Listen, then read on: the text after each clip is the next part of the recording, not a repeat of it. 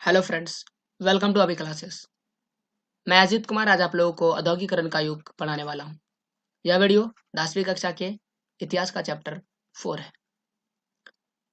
यह वीडियो पूर्ण रूप से एनसीईआरटी पर आधारित है। इसका मतलब यह है कि आप किसी भी बोर्ड से हैं और अगर आपके बोर्ड में एनसीईआरटी की बुक चलती है तो यह वीडियो आपके लिए महत्वपूर्ण है। Full chapter in one video, यानी एक ही वीडियो में पूरा अध्याय समझ लेंगे आप, वह भी हिंदी में। और इसके लिए आपको पार्ट 1 पार्ट 2 ढूंढने की जरूरत नहीं है क्योंकि एक ही वीडियो में पूरा अध्याय है। हालांकि ये थोड़ा सा लंबा हो सकता है। आइए समझते हैं औद्योगिकरण का युग।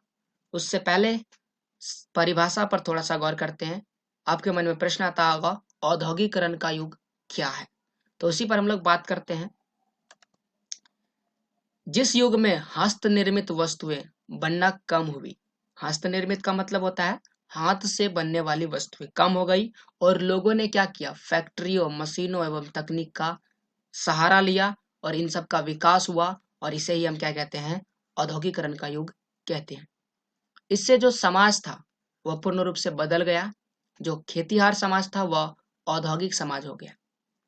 अब आपके मन में प्रश्न आता है कि औद्योगिकरण का युग कब से कब है, तो 1760 से 1840 के दशक तक को हम क्या बोलते हैं, औद्योगिकरण का युग कहते हैं। और आइए अब हम लोग बढ़ते हैं आगे, समझते हैं औद्योगिकरण के युग से क्या क्या बातें हुई थी। सबसे पहले पढ़ते हैं कि जब हमारे समाज में उद्योग नहीं आया था तो हमारे समाज में क्या हो रहा था, और इसे हम कहते हैं औद्योगिक क्रांति से पहले। हालांकि जब उद्योग नहीं आया था तब भी, यानी कि औद्योगिक क्रांति हुआ मध्य 18वीं शताब्दी के प्रारंभ में, लेकिन इससे भी पहले इंग्लैंड या फिर यूरोप में अंतर्राष्ट्रीय बाजार के लिए बड़े पैमाने पर उत्पादन हो रहा था। कौन सा उत्पादन हो रहा था? औद्योगिक उत्पादन हो रहा था। औद्योगिक उत्पादन हो रहा था तो हमने इसे औद्योगिक क्रांति क्यों नहीं कहा, क्यों नहीं बोला औद्योगिकरण? इसका कारण यह है कि ये सारे जो सामान बन रहे थे, चाहे जो भी बन रहे थे, वो फैक्ट्रियों में नहीं बनाया जाता था। कहाँ बनाया जाता था? हाथ से बनाया जाता था। यहाँ पर देख सकते हैं कपड़ा है जो हाथ से बनाया हुआ, उसका तस्वीर है, और उसे व्यापारियों द्वारा बेचा जाता था। यानी कि ये सब चीज किसके नियंत्रण में था? व्यापारियों के नियंत्रण में था। तो इसे हमने क्या बोला? औद्योगिकरण नहीं बोला, तो इसे हमने बोला आदि औद्योगिकरण। जितने भी इतिहासकार थे उन्होंने इसे आदि औद्योगिकरण कहा। यहाँ पर जो आदि शब्द है इसका अर्थ होता है किसी भी वस्तु का प्रारंभिक अवस्था। पहली अवस्था क्या कहलाता है? आदि। तो इस प्रकार से आदि औद्योगिकरण, हम लोग क्रांति से पहले के काल को आदि औद्योगिकरण कहा गया।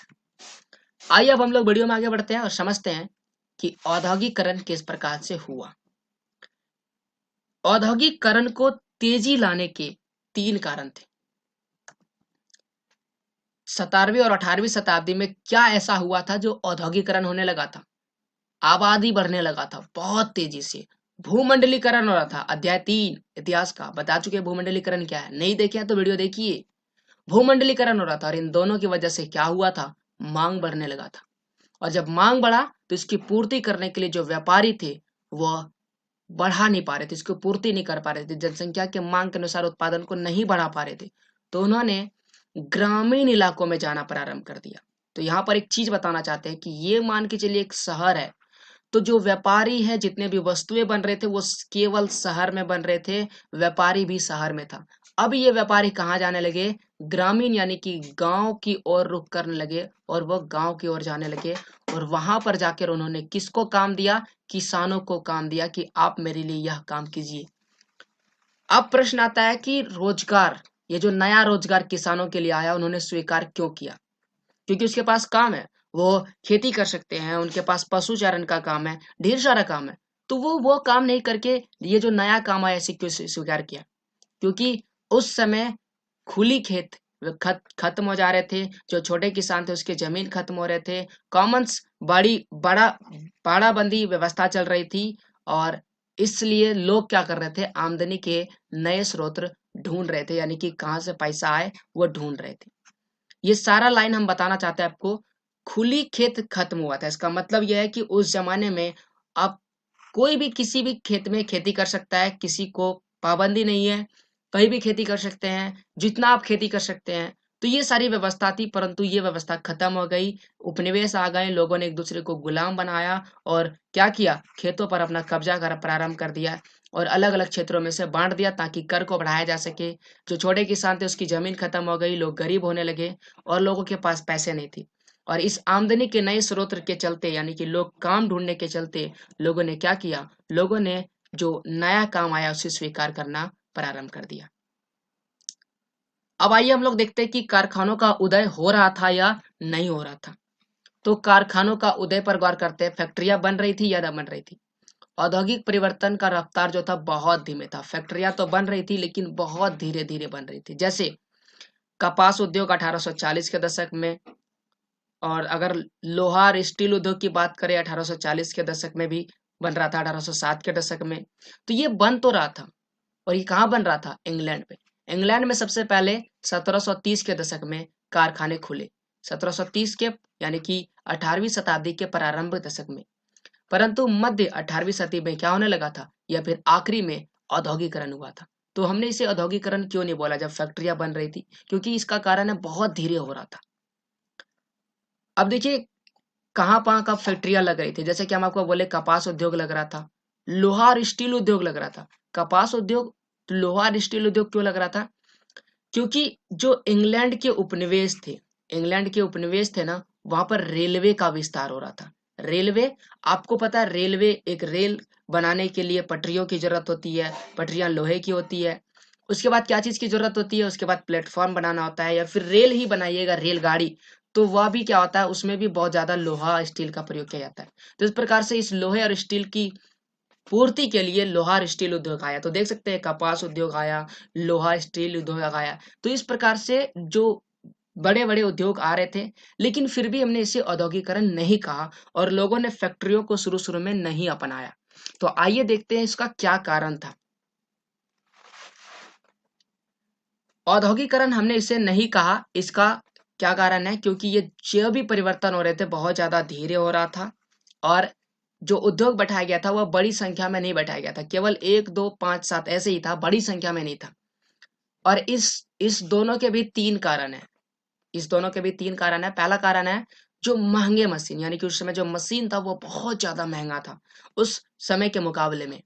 और उसका जो मरम्मत का खर्च था वह भी बहुत ही ज्यादा महंगा था, उसको मरम्मत करना, ठीक करना, क्योंकि नई तकनीक थी, सबको जानकारी नहीं थी। जो लोग आते थे वो बहुत ज्यादा पैसे लेते थे, तो इस प्रकार से उसका मरम्मत का खर्च भी क्या था, बहुत ज्यादा महंगा था। मशीन का जो कार्य था असंतोषजनक था, यानी कि जितना हम उससे कह सकते हैं चाहते थे उतना नहीं हो पाता था। लोग मशीन फिट किए थे तो सोचते थे कि 1000 उत्पादन हो जाएगा, लेकिन नहीं हो रहा था, वहां पर तो 500 ही हो रहा था। तो ये देख सकते हैं कि असंतोषजनक उत्पादन है। इसीलिए लोग किसी भी बाजार में लोग क्या कर रहे थे, हाथ से बने हुए वस्तु सामान खरीदते थे, और उस पर ही लोग ज्यादा विश्वास रखते थे। तो ये था औद्योगिकरण जो धीरे हो रहा था। इसका कारण क्यों धीरे हो रहा था, और लोगों ने औद्योगिकरण को पसंद किया या नहीं किया। आइए हम लोग थोड़ा आगे बढ़ते हैं और यहाँ पर समझते हैं कि जब दुनिया में वाष्प की शक्ति आई तो हाथ का श्रम का क्या हुआ। यानी कि हाथ का श्रम वर्सेस वाष्प की शक्ति। 18वीं शताब्दी तक औद्योगिकरण बहुत ही धीरे हुआ था। जितने भी व्यापारी थे मशीनों से ज्यादा लोगों पर विश्वास करते थे, कारण बता चुके हैं। और मजदूर जो थे बहुत ज्यादा गरीब थे। मजदूर के गरीबी के दो कारण थे। पहला कारण है कम वेतन, काम से ज्यादा मजदूर।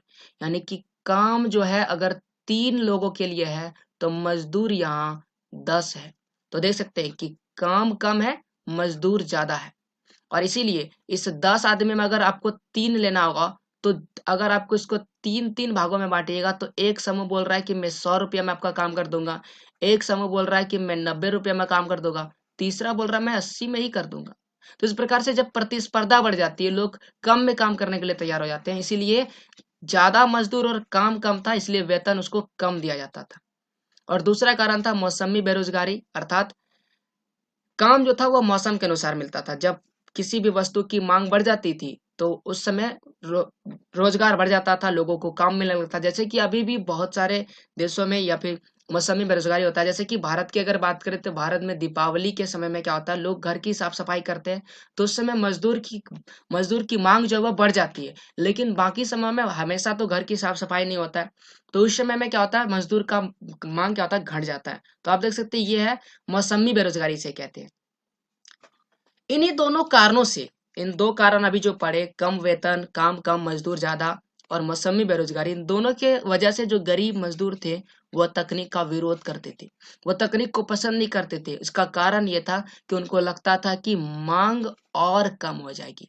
ये जो मजदूर की मांग है ना, जो जो मजदूर जाते थे, क्योंकि अब अगर मशीन लगेगा तो एक मशीन 10 आदमी का काम कर देगा, तो जहां पर 10 आदमी जाता था वो 10 आदमी नहीं जा पाएंगे। इसलिए लोग तकनीक का विरोध करते थे। लोग बेरोजगार हो जाएंगे, इसलिए तकनीक का विरोध करते थे। और श्रम बाजार की बहुतायात, यानी कि लोग बहुत ज्यादा थे, काम बहुत कम था। इसके चलते लोग क्या करते थे, लोगों को काम के लिए बहुत ज्यादा इंतजार करना पड़ता था। लोग हफ्तों भर इंतजार करते थे कि मुझे काम मिलेगा। अगर किसी व्यक्ति को बोल दिया जाता था ना कि अगले हफ्ते यहाँ पर आपको काम मिल जाएगा, तो लोग हफ्ता भर वहां पर इंतजार कर लेते थे। तो रहते कहाँ थे? लोगों को रहने के लिए भी जगह नहीं था, वो पुलों के नीचे रहते थे। पुल पुल जानते हैं ना आप लोग, पुल के नीचे रहते थे, रैन बसेरों में रहते थे। वहां पर वो लोग किसी तरह से रात काटते थे और दिन भर काम की तलाश करते थे। तो ये उस समय स्थिति था। लोग, मशीन तो आ रहा था, उद्योग तो आ रहा था, लेकिन लोग उद्योग का विरोध कर रहे थे। लोगों को लग रहा था कि इससे काम नहीं मिलेगा। हालांकि समाज में काम नहीं मिला उद्योग आने से, स्थिति यही हुई थी, इसीलिए लोग विरोध कर रहे थे। लेकिन मशीन तो आ ही गया। आइए एक छोटी सी विरोध की घटना आपको बताते हैं। स्पेनिंग जेनी, यहाँ पर फोटो दिख रहा है, ये वही मशीन है। ये एक मशीन है जिससे सूत को काटा जाता था, और इसमें एक ही पहिया से बहुत सारे पहिए घूम सकते थे, और इससे बहुत ज्यादा काम हो जाता था। 19वीं सदी के मध्य में 10% शहरी आबादी निहाताए गरीब थी, यानी कि 10% शहरी आबादी क्या थी, गरीब थी। और इसके साथ आर्थिक महामंदी आ गया 1830 में। 1830 में जब आर्थिक महामंदी आया, तो ये जो 10% था, ये 35 हो गया, फिर 35 से 75 पहुंच गया। तो इस प्रकार से गरीबी बहुत ज्यादा बढ़ गई, और लोग को एक ही चीज का आशंका था, वो बेरोजगारी। तो बेरोजगारी की आशंका के कारण मजदूर जो थे वो नई प्रौद्योगिकी से चिढ़ते थे, उसको चिढ़ बढ़ता था नई प्रौद्योगिकी से। नई मशीन जब कहीं आता था, उनको गुस्सा आता था, लोग इस पर हमला करने लगते थे। आपको बता देते एक कहानी कि उस समय जो ऊन काटने का, ऊनी उद्योग के लिए स्पेनिंग जेनी था, इस पे औरतों ने हमला करने लगा, और इस मशीन पर औरतों ने हमला करा। क्यों? क्योंकि उसको लगता था कि ये मशीन बहुत ज्यादा काम कर देगा, और बहुत ज्यादा काम करेगा तो हमारा काम जो है वो खत्म हो जाएगा, और इसीलिए स्पेनिंग जेनी पर औरतों ने हमले करने प्रारंभ कर दिए। तो प्रश्न आपके मन में आता होगा, या फिर कभी कभी परीक्षाओं में पूछ देता है कि महिलाओं ने स्पेनिंग जेनी पर हमला क्यों किया, या फिर महिलाएं जो थे नई तकनीक का विरोध क्यों करती थी। तो इस प्रश्न का यही उत्तर होगा। आप इसे लिख सकते हैं कि पहला कारण था कि कह सकते हैं कि शहर की आबादी गरीब थी, और महामंदी के कारण और भी ज्यादा गरीबी बढ़ गई, जिसके चलते बेरोजगारी की आशंका के चलते लोग क्या किए, मशीनों पर हमले करने प्रारंभ कर दिए। आइए अब हम लोग आगे की कहानी पढ़ते हैं, और यहाँ पर जो महत्वपूर्ण बात है वह है उपनिवेशों में औद्योगिकरण। प्रश्न है कि उपनिवेश क्या होता है? क्या आपको पता है उपनिवेश क्या होता है? छोटी सी कहानी आपको बता देते हैं। अंग्रेजों ने भारत को गुलाम बनाया, सबको पता है। तो ये जो गुलाम बनाने की प्रक्रिया है, अंग्रेज अंग्रेज कहाँ से आए थे? इंग्लैंड से आए। तो इंग्लैंड के लिए हम क्या हो गए? उपनिवेश हो गए। उपनिवेश, याद रखिएगा। और ये कौन है? ये शासक करने वाला है, इन्होंने शासक किया था। तो इस प्रकार से ये उपनिवेश है। हालांकि विश्व के विभिन्न देशों ने, बहुत सारे और देशों ने, जैसे फ्रांस, अमेरिका, और भी विभिन्न देशों ने एक दूसरे देश को उपनिवेश बनाया है। अफ्रीका में उपनिवेश बनाया, एशिया में बहुत सारे देशों को उपनिवेश बनाया। तो ये उपनिवेश की प्रक्रिया इतिहास में बहुत तेजी से चल रहा था। तो वहां उपनिवेशों में औद्योगिकरण कैसे हुआ था, उपनिवेश के विषय में डिटेल से जानने के लिए आप, हमारा एक वीडियो है, उस डिस्क्रिप्शन में लिंक है, आप उसे देख सकते हैं। तो उपनिवेश में औद्योगिकरण कैसे हो रहा था, इस चीज को पढ़ते हैं, और इसको हम लोग भारत के उदाहरण के साथ पढ़ेंगे। तो भारत पर नजर डालते हैं, और भारत में मुख्य रूप से हम लोग नजर डालेंगे कपड़ा उद्योग पर। मशीन उद्योग से पहले भी अगर भारतीय रेशम की बात करें, रेशम से कपड़ा बनता है, तो वो जो सूती उत्पाद था और सूती उत्पाद था अंतर्राष्ट्रीय स्तर पर प्रसिद्ध था। इसका निर्यात किया जाता था, निर्यात मतलब दूसरे देशों में भी बेचा जाता था, न केवल भारत में बल्कि दूसरे देशों में बेचा जाता था। सूरत, मछलीपट्टनम जो कोरोमंडल तट पर है, हुगली जो बंगाल में है, इन सभी क्षेत्रों पर बंदरगाह बनाए गए थे और वहां से निर्यात किया जाता था। बंदरगाह क्या होता है?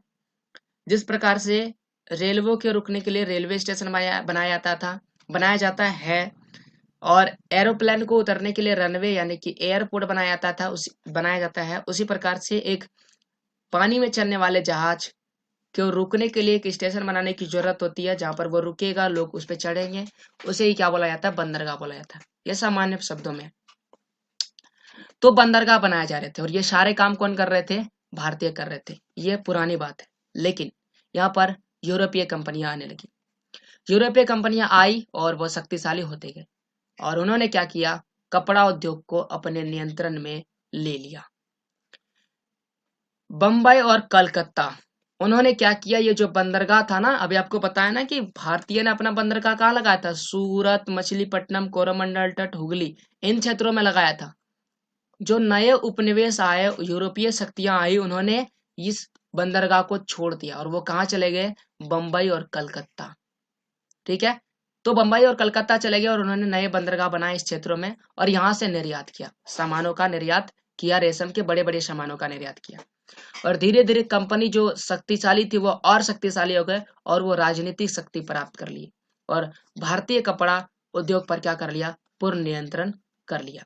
तो इस प्रकार से यहाँ पर औपनिवेशीकरण प्रारंभ हो गया। अब प्रश्न आता है कि उन्होंने ऐसा कैसे किया? क्या कोई भी आएगा और यहाँ पर हमारे कपड़ों का जो निर्यात है, हम जो बहुत सालों से कर रहे हैं, हमारा जो प्रसिद्ध कपड़ा है या फिर रेशम है, उस पर कोई भी नियंत्रण कर लेगा? जी नहीं, इसमें बहुत सारी प्रक्रियाएं हुई थी। क्या क्या हुआ था, आइए इस पर देखते हैं। तो प्रश्न है कि ईस्ट इंडिया कंपनी ने ऐसा कैसे किया होगा? ईस्ट इंडिया कंपनी आपको पता है, यह अंग्रेजों द्वारा स्थापित एक कंपनी थी। तो कंपनी ने एक नई व्यवस्था लागू की और ये व्यवस्था लागू इसलिए की ताकि नियमित आपूर्ति हो। नियमित आपूर्ति मतलब एक बार जो वस्तु आ रहा तो वो निरंतरण आते रहे, ये नहीं कि उसमें छूट हो। और इसके लिए ये जो काम है बहुत सारे चरणों में हुआ। पहला काम जो कंपनी ने किया वह गुमास्ता को नियुक्त किया। गुमास्ता क्या करता है, क्या है? गुमास्ता एक प्रकार का वेतन भोगी कर्मचारी है जो क्या करता था? बुनकरों पर निगरानी रखता था, माल को इकट्ठा करता था और कपड़ों की गुणवत्ता की जांच करता था। ये गुमास्ता ये सारे काम करता था और ये किसके लिए करता था? कंपनी के लिए। कंपनी का नाम क्या है? East India company. इससे क्या हुआ? गुमास्ता को नियुक्त करने से क्या हुआ?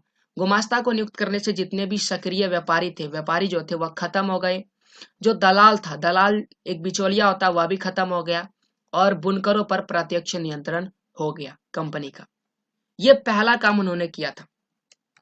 दूसरा क्या किया? उन्होंने एक अन्य काम किया था, वह था पेशगी रकम, यानी पेशगी रकम देना प्रारंभ किया। इसके लिए सबसे पहले उन्होंने खरीदारों के साथ और बुनकरों के साथ कारोबार पर पाबंदी लगा दी, यानी कि जो भी बुनकर है वह किसी और खरीदार को मेरा सामान नहीं बेच सकता है और वह केवल अपना सामान कंपनी को ही बेचेगा। क्या कोई भी ऐसे मान लेगा? क्यों मान लेगा? क्योंकि राजनीतिक सत्ता स्थापित हो चुका है, उसको मानना ही पड़ेगा। और इससे उसके लिए उन्हें पेशगी रकम दी जाती थी। पेशगी रकम क्या होता है? पेशगी रकम एक प्रकार का कर्ज होता है, यानी कि बुनकर जो भी काम करते थे उसके लिए उसे पहले पैसा दे दिया जाता था कर्ज के तौर पर, और उसके बदले में क्या बोलाता था? बुनकर को अपना बनाया हुआ कपड़ा गुमास्ता को ही देना पड़ता था, वो दूसरे को नहीं बेच सकते थे और ये बहुत ही कम कीमत में लेते थे, जिससे गरीबी बहुत ज्यादा बढ़ रही थी।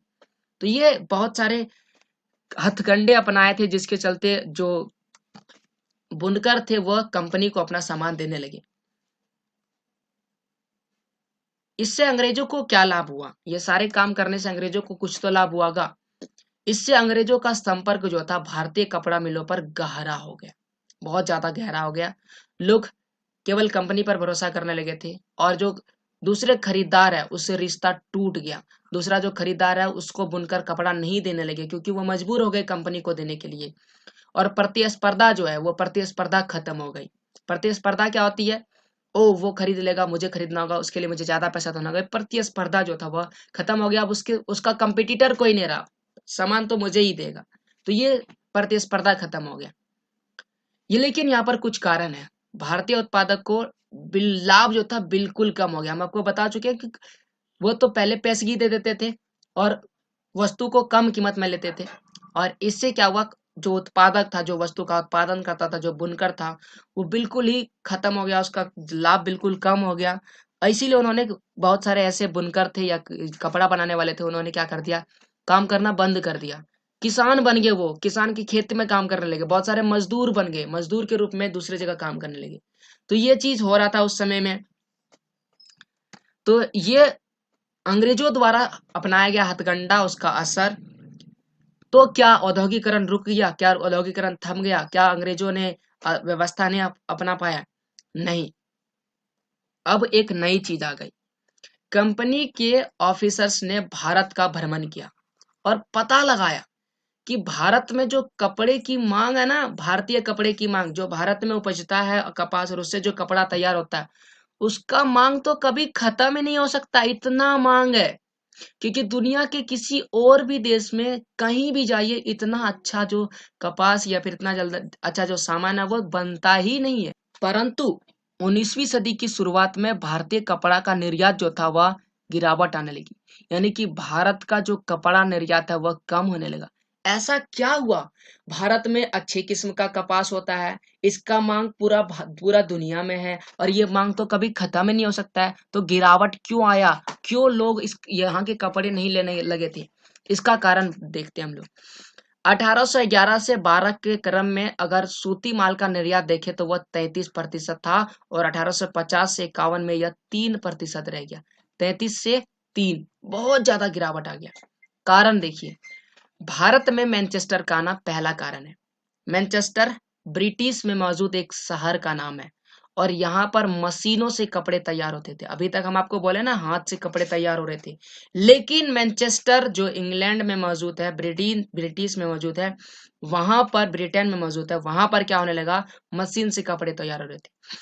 अब मशीन से कपड़े तैयार होगा तो जो हाथ से 10 बनाता है, मशीन से तो 100 बनने लगेगा बहुत तेजी से, और अब उसको बेचने के लिए बाजार चाहिए, इसीलिए अब उन कपड़ों को भारत निर्यात किया जाने लगा था। यानी कि इंग्लैंड के साथ साथ उसे कहां पर भेजा जाने लगा था, भारत में निर्यात किया जा रहा था, भारत उसे बेचने के लिए लाया जा रहा था। भारतीय कपड़े का विश्व में बहुत ज्यादा मांग था, क्योंकि भारत के कपास, दुनिया में वैसा कपास नहीं मिलता था। लेकिन इस कपास के निर्यात में गिरावट इसलिए आ गया क्योंकि अब दूसरा बेचने वाला आ गया था, और वह कौन था, इंग्लैंड। और इंग्लैंड यही चाहता था कि जो ब्रिटेन था वो चाहता था कि मेरी ही वस्तुएं दुनिया में बिके, मेरा ही कपड़ा दुनिया में निर्यात हो, इसलिए भारत का जो कपड़ा निर्यात वो हो ही नहीं रहा था।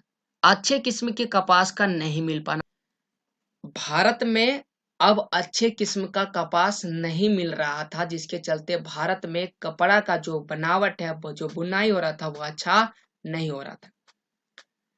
अमेरिका में गृह युद्ध शुरू हुआ था, और अमेरिका में कपास की आमद बंद हो गई थी। हम आपको कारण बता रहे हैं कि अच्छा किस्म का कपास क्यों नहीं मिल रहा था भारत को। ब्रिटेन भारत से कच्चा माल मांगने लगा था।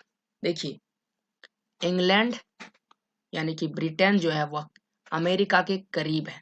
अमेरिका से वो पहले कच्चा माल लाता था और उससे कपड़ा बनाता था और उसका निर्यात करता था विश्व के विभिन्न देशों में, यूरोप में या फिर एशिया के विभिन्न देशों में। परंतु वो जो कपड़ा तैयार करता था उसके लिए कच्चा माल चाहिए, बहुत अच्छे, कच्चा माल तो चाहिए, लेकिन ये कच्चा माल कहाँ से लाता था, वो अमेरिका से लाता था। लेकिन अमेरिका में क्या हो गया, अमेरिका में गृह युद्ध शुरू हो गया, और गृह युद्ध शुरू हुआ तो वहाँ कपास की आमद बंद हो गई, कपास का उत्पादन ही नहीं होने लगा, लोग आपस में झगड़ा कर रहे तो उत्पादन कहाँ से करेंगे। अब ये जो इंग्लैंड है इसको कपास मिल नहीं रहा, तो इन्होंने क्या सोचा कि इन्होंने अपना कपास कहाँ से लेना शुरू कर दिया, भारत से। अब जब भारत से कच्चे कपास ले जाएगा तो यहाँ पर कपड़ा बन पाएगा क्या, नहीं, जिसके चलते भारत का जो कपड़ा निर्यात है वह गिर गया। देखिए, आप गौर कीजिएगा प्रश्न में क्या बोल रहे हैं, भारत में कपड़े का निर्यात गिर गया था, कपड़ा नहीं बन रहा था, लेकिन कच्चा माल जो था, कच्चा कपास जो था, उसका निर्यात बहुत ज्यादा बढ़ गया था। क्यों? ये ले जा रहा था, कौन ले जा रहा था? ब्रिटेन। और इसका कीमत भी आसमान छूने लगा था, क्योंकि मांग बढ़ गई थी और मांग बढ़ने से कीमत भी बढ़ने लगती है। समझ में आया? उम्मीद करते हैं समझ में आएगा कि हम जो समझा रहे हैं आपको। इससे भारतीय बुनकर जब कीमत बढ़ने लगा तो भारतीय बुनकर कच्चा माल खरीद ही नहीं पा रहे थे, और जब कच्चा माल नहीं खरीद पाएगा तो कपड़ा कहाँ से तैयार होगा, और कपड़ा ही नहीं तैयार होगा तो निर्यात कहाँ से करेगा। और इस प्रकार से कपड़े का निर्यात 33% से 3% हो गया। तो ये देख सकते हैं भारत में कपड़े का निर्यात किस प्रकार से घट गया था। आइए अब हम लोग कहानी को थोड़ा आगे बढ़ाते हैं और समझते हैं भारत में फैक्ट्रियों का आना। अब भारत में भी फैक्ट्रियां आने लगी थी और यहाँ पर भी नए नए तरीके फैक्ट्री लग रहे थे। जैसे 1854 में मुंबई में पहला कपड़ा मिल लगा, 55 में पहला जूट मिल लगा, 1874 में पहली कताई और बुनाई मिल लगी थी मद्रास में। यह उद्योग कौन लगा रहा था? क्या अंग्रेज लगा रहा था? पूंजी कहाँ से आ रहा था जो भी इसको उद्योग लगा रहा था? काम करने वाले कौन थे? कौन इस उद्योग में काम कर रहे थे? आइए इन सभी प्रश्नों पर हम लोग गौर करते हैं और इन सभी का उत्तर ढूंढते हैं। सबसे पहला प्रश्न, उद्योग कौन लगा रहा था? इस प्रश्न का उत्तर है, इस उद्योग को, माफ कीजिएगा आगे आ गए, यह उद्योग भारतीय लगा रहे थे। क्या भारतीय लगा रहे थे? भारतीय तो उपनिवेश थे? नहीं, उसमें भी कुछ अच्छे थे। जैसे द्वारकानाथ टैगोर, उन्होंने उद्योगों में निवेश करने लगे। 1830 से 1840 1830 से 1840 के दशक में उन्होंने 6 संयुक्त उद्यम कंपनियां लगा ली। जमशेदपुर, अगला जो नाम है वो जमशेदपुर नुसीरवानजी टाटा ने विशाल औद्योगिक साम्राज्य स्थापित किया।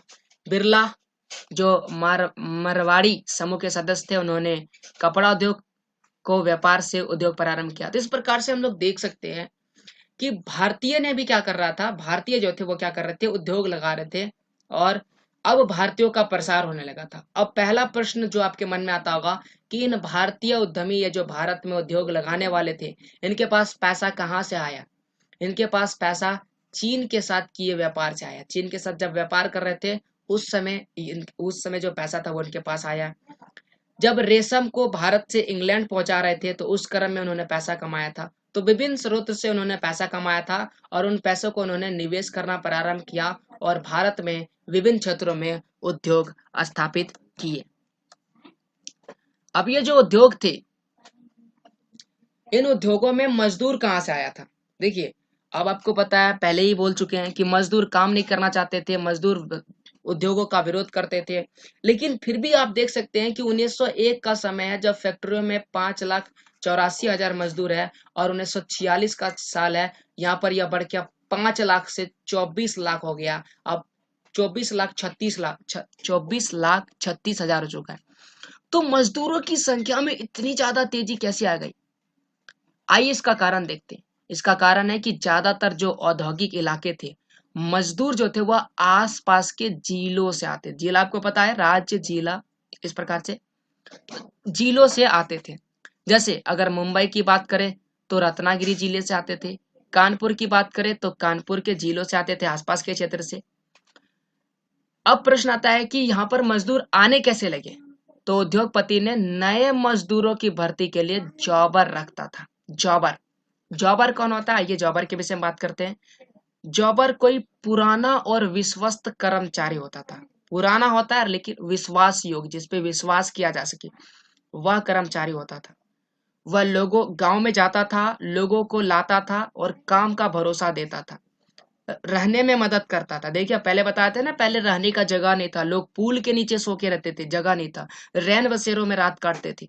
लेकिन ये जो जॉबर था, ये क्या करता था, लोगों को लाता था, बोलता था, काम का भरोसा देता था, जहाँ जी हाँ वहां पर काम मिल जाएगा, आइए, और उनको रहने में भी मदद करता था। ये सारे चीज के चलते मजदूर को अच्छा लगने लगा और मजदूर फैक्ट्रियों में काम करने लगे, और मजदूरों को फैक्ट्री भी क्या करने लगने लगा, अच्छा लगने लगा।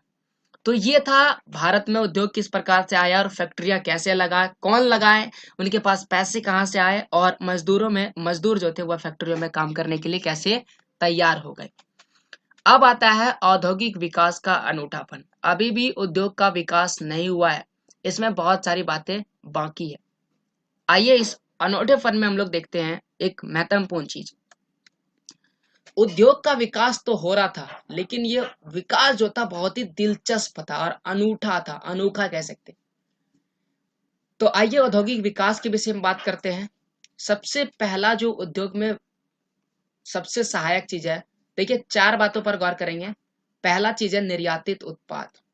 उद्योग का विकास करने के लिए सबसे पहला काम किया निर्यातित उत्पाद। ये क्या होता है? भारत में जितने भी उत्पाद होते थे उसे यूरोपियन मैनेजिंग एजेंसी नियंत्रित करती थी। यूरोप के लोग नियंत्रित करते थे, इसीलिए वे उन्हीं चीजों का उत्पादन करवाते थे जिन्हें ब्रिटेन निर्यात किया जा सके, जिन्हें ब्रिटेन में बेचा जा सके। अब वो ऐसे चीज को नहीं बनाते थे जिसको ब्रिटेन में नहीं बेचा जा सके। समझ में आया? जैसे कि अगर बात करें, भारत का चाय और कॉफी बहुत बेहतर किस्म का होता था और इसकी ब्रिटेन में या फिर यूरोप में बहुत ज्यादा मांग था, और इसीलिए वह दूसरे वस्तु के मुकाबले इसे ज्यादा प्रोत्साहन देते थे। अब समझ में आया? ये पहला काम किया। आइए अब हम लोग दूसरे पर बात करते हैं। दूसरा काम क्या था? दूसरा उन्होंने क्या किया? दूसरा उन्होंने प्रतिस्पर्धा से बचना चाहा। प्रतिस्पर्धा से बचने के लिए क्या किया उन्होंने? 19वीं सदी के अंत में भारतीय व्यवसायी जो थे, वह जो भारतीय व्यवसाय, देखिए अभी हमने आपको क्या बताया कि यूरोप की कंपनियां क्या बनाती थी, वैसे चीज जो ब्रिटेन में बेचा जा सके। लेकिन भारत में जो लोग फैक्ट्री बनाए थे, यानी कि भारतीय व्यवसायी, वो क्या बनाते थे? वो वही सामान तैयार करते थे जो ब्रिटेन आयात नहीं कर सकता था। समझ में आया? ब्रिटेन आयात ही नहीं कर सकता था, या उसका अंग है ही नहीं, वो उस है ही नहीं, उसका अंग ही नहीं है, उससे रिलेटेड ही नहीं है। और इससे क्या होता था? वो प्रतिस्पर्धा से बच जाते थे। जैसे कि मोटा सूती धागा, वो उस ब्रिटेन में उसका मांग ही नहीं था, महीन चीज का मांग था। भारतीय मिलों में, हथकरघों में इसका प्रयोग होता था और इसीलिए ये प्रतिस्पर्धा से बच जाते थे। इसका निर्यात वो चीन करते थे, चीन को निर्यात किया जाता था। तो इस प्रकार से ये सारे चीज था और प्रतिस्पर्धा से भारतीय व्यवसायी बच जाते थे। अगला जो है वह सूत से कपड़ा बनना, ये तीसरा काम है। यहाँ पर देखिएगा किस प्रकार से भारत में उद्योग का विकास हुआ। गौर कीजिएगा, स्वदेशी आंदोलन चल रहा था भारत में और जो राष्ट्रवादी नेता थे वह विदेशी कपड़ा का बहिष्कार करने बोल रहे थे कि विदेशी कपड़ा नहीं पहनना, बहिष्कार करो। अलग अलग और बदलाव की वजह से मोटे सूते कपड़े पर पाबंदी लग गई। विदेशी कपड़ा नहीं पहनना है, बहिष्कार करो। मोटे सूत पर भी पाबंदी लग गई। और क्या हुआ? अब यहाँ भारत में कपड़े का उत्पादन प्रारंभ हो गया। अब कीजिएगा, कपड़े का उत्पादन प्रारंभ हो गया। यहाँ पर कपड़ा लिख देते हैं। देखिए, पहले केवल सूत का उत्पादन तेजी से हो रहा था, लेकिन अब सूत के साथ साथ कपड़े का भी उत्पादन हो गया। कैसे हुआ? इसके पीछे 2 कारण थे। आइए देखते हैं किस प्रकार से ये 2 कारण क्या है।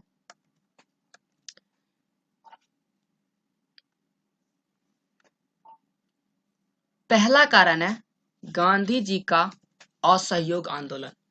असहयोग आंदोलन चल रहा था और लोग बाहर विदेशी कपड़ा का बहिष्कार कर रहा था, तो कौन सा कपड़ा पहनेगा?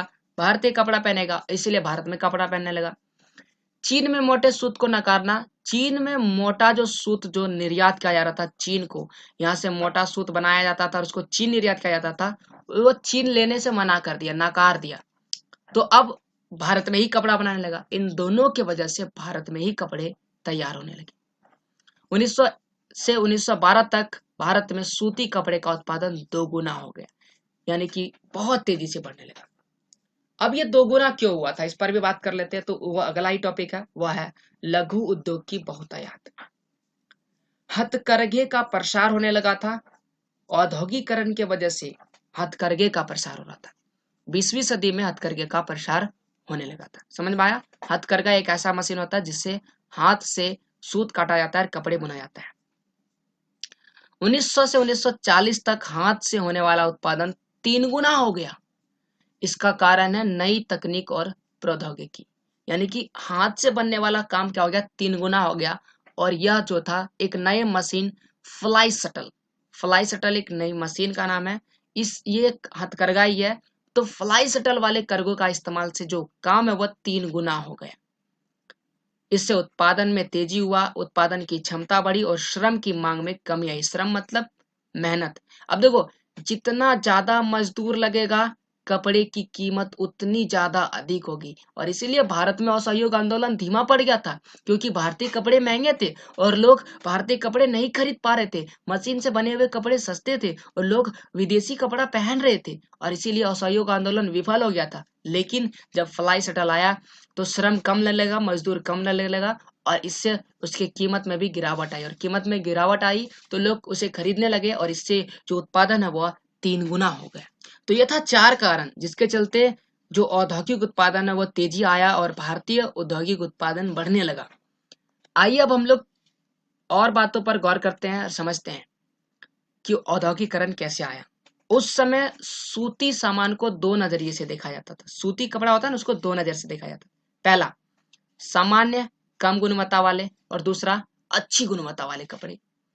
सामान्य और कम गुणवत्ता वाले गरीब प्रयोग करेंगे, मांग अस्थायी।